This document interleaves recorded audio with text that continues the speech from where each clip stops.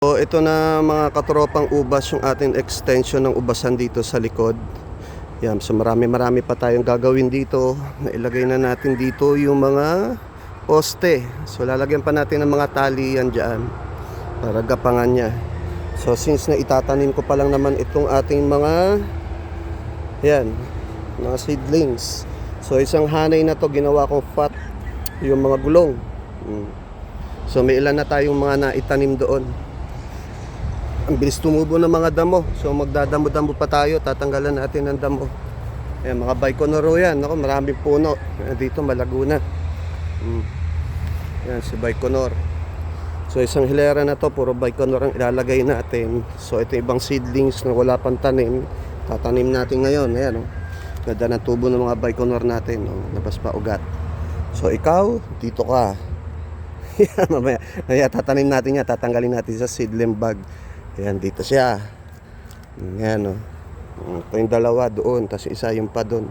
Tapos dito sa kabila, meron tayo ditong mga Midnight Beauty na variety. So yung mga itatanim natin dito, mga magagandang klase na ubas, para soon, next year, month of January, hopefully makapagpabunga na tayo dito. Magandang variety. Ito si Midnight Beauty.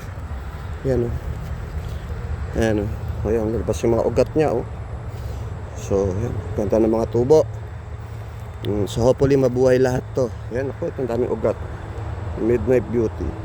May nakita ko dito kanina na may labasan ng may konti. Ayun, ay, bulaklak ba yun? May nakita akong bulaklak na Midnight Beauty. So, talagang ito, madali rin pabungahin. Saan ko ba nakita yun? Wala na. Yan, kung napapansin nyo, sa container ko lang siya nilagay.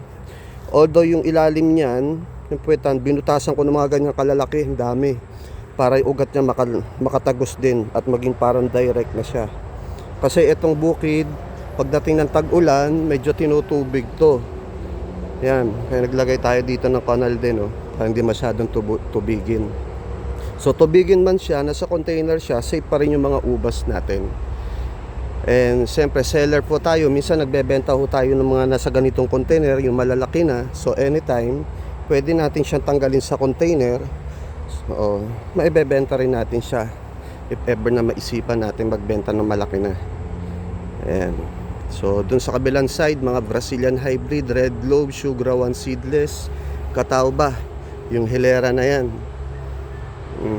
Ito naman ang itatanim natin dito. Ito katulad na ito. Ito si Catawba to, 2 years old na puno rin ni Catawba.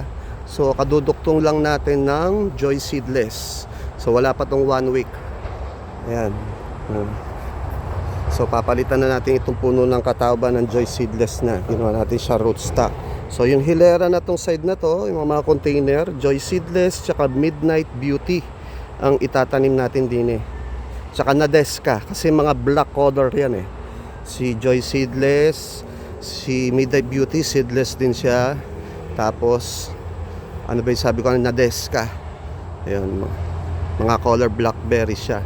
Tapos dito naman mga pula na puro Baikonur hilera. Doon sa kabilang side, baka Baikonur na nilalagay natin. Super dali pa bungayin ni Baikonur Tapos dito, meron tayong red globe at ito sugar one seedless. Yan. Tapos sa kabila, binakuran natin ng dragon fruit. Tsaka ng mga mulberry, Illinois, red Himalayan, tsaka Australian mulberry. So, yun ang ginawa nating pambakod.